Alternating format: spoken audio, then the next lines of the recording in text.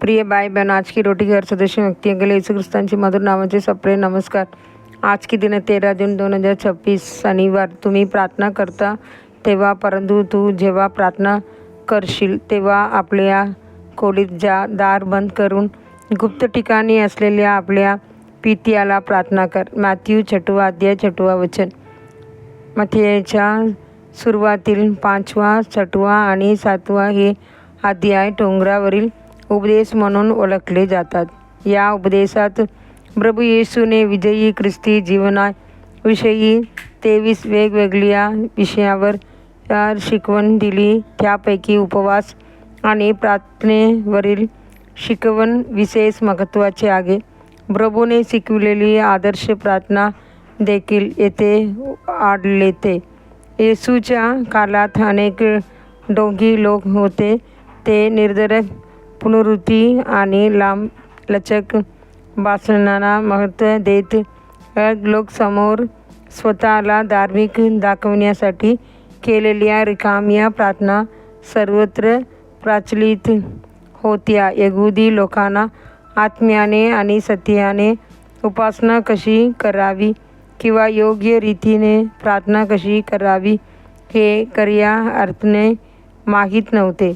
येशूने त्याने समजावून सांगितले, तुमच्या मागण्यापूर्वीच तुमच्या पित्याला तुमच्या गरजा माहीत आहेत। मॅथ्यू 6 अध्याय 8 वचन।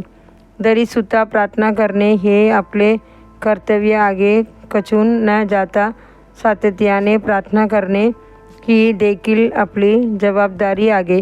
अशी प्रार्थना अंत करणाऱ्याच्या गाभाऱ्यातून देवाकडे प्रामाणिकपणे उगम पावली पाहिजे। प्रार्थना ही ख्रिस्ती जीवनातील एक शक्तिशाली आधारस्तंभ आहे।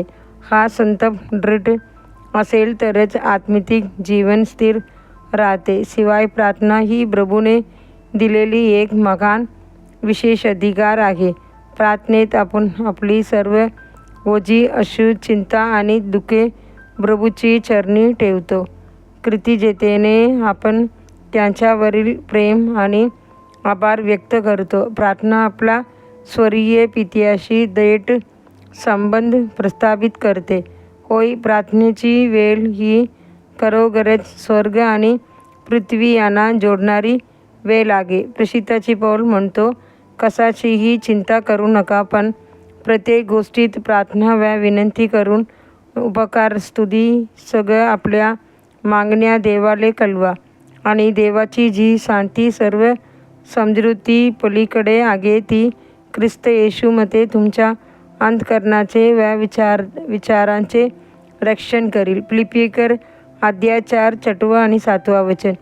जेव्हा आपण कृतज्ञते सगळं आपल्या विनंत्या पित्यापुढे मांडतो तेव्हा आपल्यामध्ये वास करणारा पवित्र आत्मा आपल्याला सर्व सत्यात मार्गदर्शन करतो।